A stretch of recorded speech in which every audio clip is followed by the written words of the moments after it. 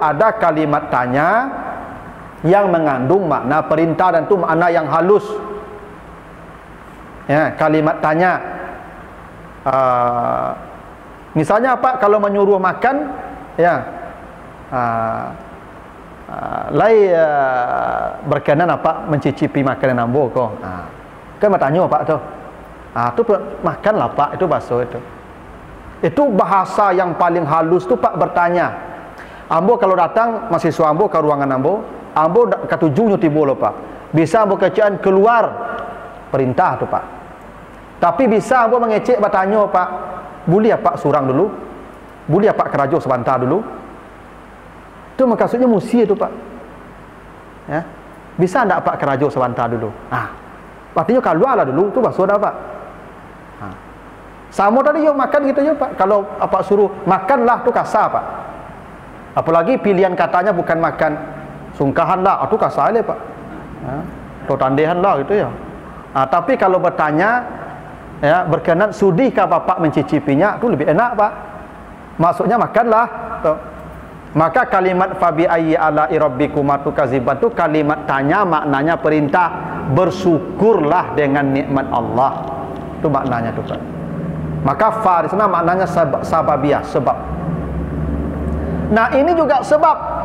Jadi perempuan patuh kepada suami, sebab pertama selama perintah suaminya kawam, lurus, tidak belok, tidak menyimpang dari aturan agama. Maka kalau ibu-ibu diperintahkan di rumah oleh suaminya, itu kawam dia. Ibu, ya, ibu nak boleh kerja loh, ibu di rumah salah, urus anak, maka ibu wajib patuh. Kenapa? Karena suami ibu perintahnya kawam, lurus, sesuai dengan agama. Ya, wajib patuh, sebab namanya. Ya. Dan sebab yang kedua, wabima anfaku, selama suaminya memberi nafkah. Karena itu seorang istri boleh tidak patuh kepada suami kalau suaminya tidak memberi nafkah. Misal, suaminya melarang keluar rumah, wajib istri patuh kalau nafkah diberi. Tapi ibunya suruh diam di rumah, tapi nafkah tak nyagi loh, ibu tinggalkan perintahnya, bekerjalah ibu. Kalau suami tidak memberi nafkah, maka istri boleh tidak mematuhi, karena sebab kepatuhan karena nafkah. Jadi suami-suami yang tidak bertanggung jawab, istri boleh tidak patuh atas perintahnya, tapi tentu dalam batas-batas yang wajar. Ya.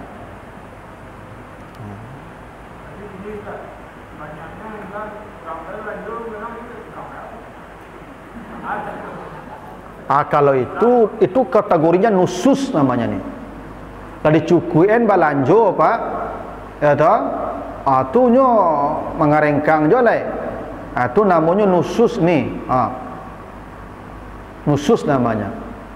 Perempuan-perempuan yang nusus, lah diagi belanjo, lah dididik baik-baik, ya kan? Lah diagi nasihat, melawannya lai. Maka kata Allah, fa'izuhunna, kasih dia pelajaran yang baik. Jadi kalau nyo mengarengkang Pak, apa kece elok, ya, melawan atau menjauhi, ya, perkataan suami itu dosanya besar. Gitu. Itu namanya fa'izuhunna. Tapi jangan apa-apa, jangan menjauhi. Jauh kau lah tiap mengecek dia menjauhi panjang sekau, itu ndak fa'izuhunna nama tu Pak. Ya. Fa'izuhunna tu dengan lembut. Kau indahnya mangkui dah. Lawan je lai. Wajuruhunna fil madaji, pisah ranjang. Coba saranjang lai. Bagi tampil lalu tu, bagi dua. Lah 3 hari 3 malam, tatap je situ Pak. fadribuhunna tokok. Aha. Ya, tokok leh. Jadi apa-apa boleh menokok ibu pak. Walaupun kalau pak karajul mereka apa untuk suruh masuk untuk polisi ya.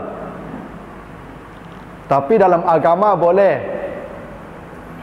Sebagaimana seorang ayah boleh memukul anak, begitu pula seorang suami boleh memukul isteri. Tapi pukulannya kata Nabi ghaira mubarraj, yang tidak membahayakan. Jangan memukul di wajah. Jangan memukul di bagian dada. Tapi pukul di bagian tangan atau di bagian kaki. Dulu wak kalau salah di guru pak suruh bantang tapak tangan. Tapak tangan nang nyolacuit jorotan sampai sira-sira pak ya. Itu boleh. Jadi boleh. Makanya Nabi Ayub Bapak Ibu kalau baca di surat Sad ayat 44, Nabi Ayub itu diperintahkan Allah memukul istrinya dengan satu ikat lidi. Ya. Karena istri Nabi Ayub dulu pernah menjual rambutnya tanpa minta izin, memotong rambut. Tak ada yang dimakan ya Pak. Nabi Ayub sakit parah. Yang dimakan tak ada. Suami tak pakai rajo. Awak diisolasi, isoman. 7 tahun diisolasi Pak, bayang tu. Ya. Barak payah hidup tu. Akhirnya istri Nabi Ayub ya menjual rambutnya untuk dibelikan roti. Sepulangnya nampak di Nabi Ayub rambut orang rumah lah pontong. Tadi panjang rambutnya malam, kalau pontong saya rambutnya.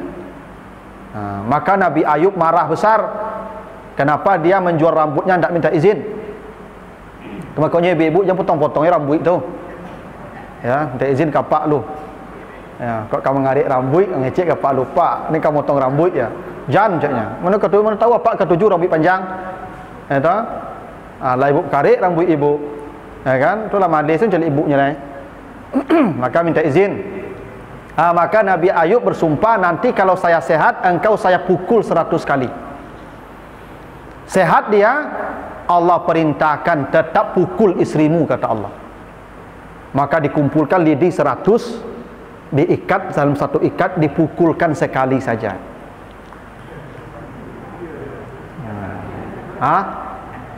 Ya begitulah. Jadi apa ibu, memukul istri itu boleh. Boleh. Walaupun kata fadribu tidak selalu memukul fisik, bisa saja memukul mental. Ya. Misalnya anak-anak tu kalau kata Nabi, kalau umur 7 tahun tak salat, ya, umur 9 tahun tak salat, pukul mereka. Nah, pukul di sana bisa saja pukul fisik, bisa saja pukul tak fisik. Jangan lagi belanja, jadi balian baju. Sehingga karena mentalnya, memukulnya namanya itu. Kan misalnya ada mengecek Pak, yo tak pukul mana mentalnya, itu kan terpukul je tu. Ya, jadi makna memukul tidak selalu fisik Pak. Jangan ibu-ibu kalau melawan ibu, menjauhi ibu, jangan pak judo ibu tu bangkak-bangkaknya, jangan. Tak boleh. Nah, kalau ndak juga lah 3 jalan tadi ndak juga, di ayat 35 berlaku le Pak. Fab'asu hakaman min ahlihi wa hakaman min ahliha. Tamu ya paknya le. Ya Pak, tamu ya pak awak.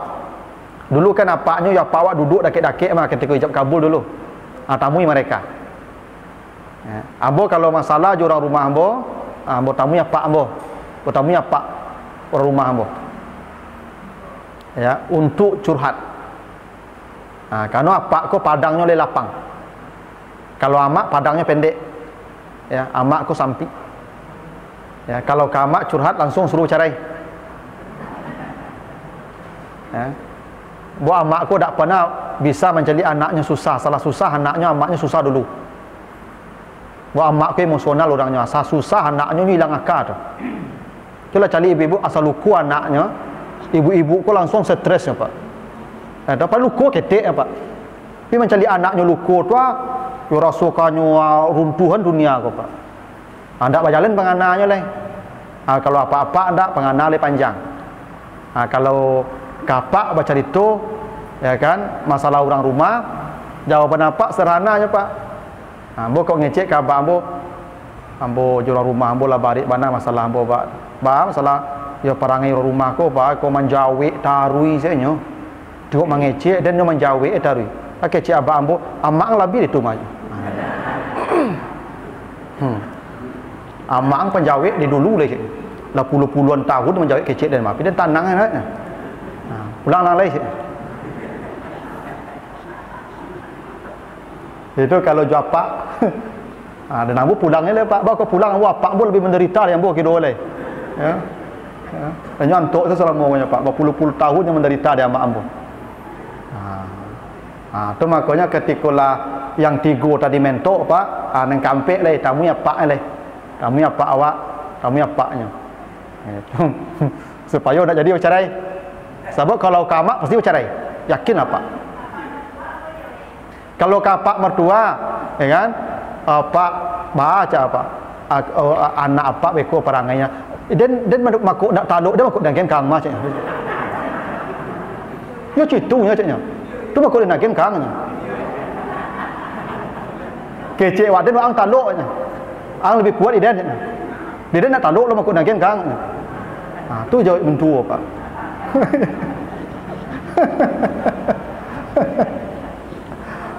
Gitu. Tapi kalau kamaknya ngecek Pak, mak ku anak mak merdeka. Kalau mak sang ngecek maknya, anak ni ku elok lah ku tiba diam seburuknya caknya atu betul.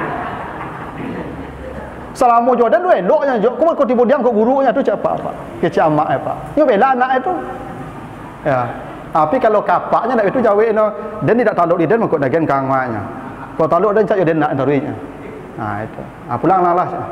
Ngurus elok-elok. Ang taluk. Itu Pak. Jadi makna apa di sana itu sababiah. Jadi kalau suami tidak memberi nafkah sesuai dengan apa yang mesti dia berikan, ya memang nafkah itu tidak selalu maksimal dalam pengertian apa namanya itu mewah. Karena kata Allah di surat At-Talaq, ini Bapak Ibu kalau baca nanti surat At-Talaq, ya. Jadi ini ibu-ibu perlu tahu ini ya, apalagi kalau sudah menikahkan anaknya nanti. Liyunfik zu sa'atin min sa'atihi. Suami yang kaya wajib memberi nafkah menurut kekayaannya. Jadi kalau suami kok gajinya kadang 10 juta gaji sebulan Pak, wajibnya memberikan nafkah menurut kekayaannya, tidak boleh sempili. Tu makanya Pak Ibu sebelum menikah tu apaknya kau Pak interogasi calon menantu kau. Anak dan kau balanjo sebulan sekian, bali baju sekian setahun, bali badak sekian sebulan. Lai katalog dia. Nyo kondak kala bi sama Pak. Tu makanya diserahkan tu Pak. Awak makuk berani menyerahkan anak awak kayaknya minimal sama apa yang terima anak awak dari yang diterima dari suami nanti. Itu harusnya Pak. Harusnya model tu. Ya. Makanya suami yang kaya wajib beri nafkah menurut kekayaannya. Makanya Hindun diperbolehkan mencuri uang suaminya oleh Nabi. Hindun, istri Abu Sufyan. Ya.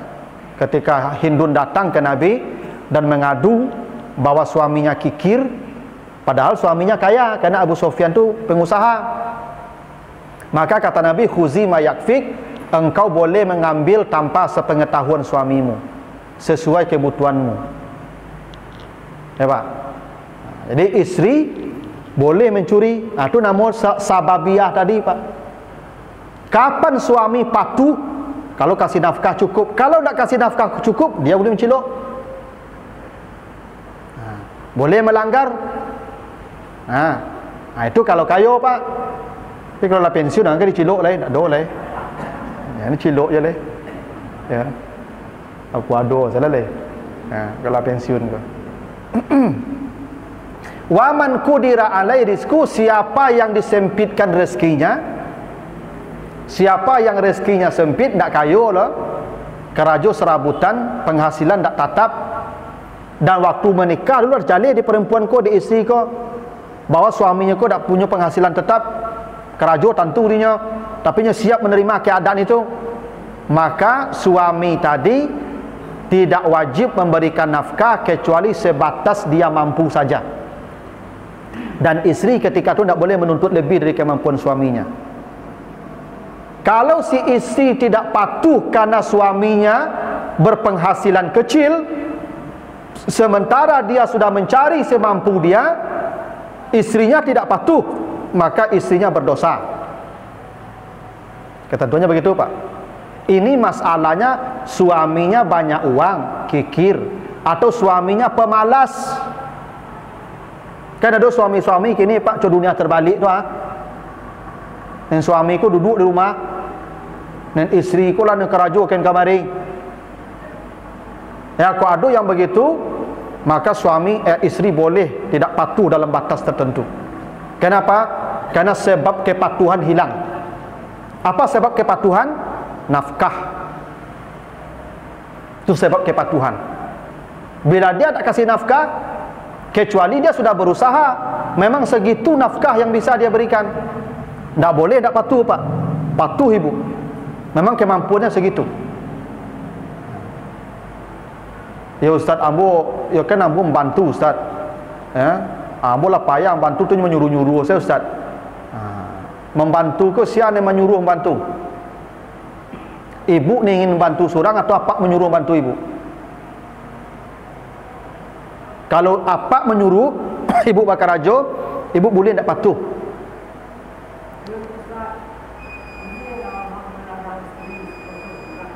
Boleh, Pak. Ibu ke puasa sunat, tu apa larang? Hak apa mah? Boleh. Dan ibu wajib patuh. Makanya ibu jangan puasa-puasa kalau tak ada izin, harus minta izin.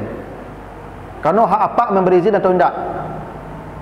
Malam tu ngecek lu, Pak, dia puasa besok ya? Ha? Kau jangan puasa leh.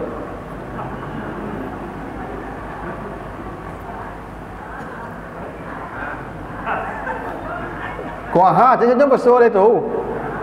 Nyo kadang indak tu tak selalu indak lah, Pak. Bertanya tu indak tu. Masa jali tu pertanyaan je leh. Ya. Harus minta izin, Pak. Itu. Oh lah gai-gai kau Ustaz, justru gai-gai kau minta izin.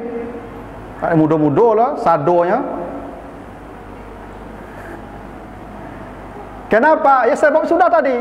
Apa tak ada salah larangannya loh. Puasa sunat kan dilarang kan tak masalah. Kecuali puasa wajib. Yang sunat tak masalah. Kenapa? Mungkin punya pertimbangan khusus, maka dilarang ibu. Ya tu, Pak. Jadi boleh, Pak. Tapi lah gaya kau jangan tagahan, Pak. Suruh salah leh. Oh, udah mudah jambu lah, Pak. Tagahan. Itulah Bapak Ibu. Mudah-mudahan ada manfaatnya. Lebih kurang mohon maaf. Subhanakallahumma wa bihamdika, asyhadu an la ilaha illa anta, astaghfiruka wa atubu ilaika. Assalamualaikum warahmatullahi wabarakatuh.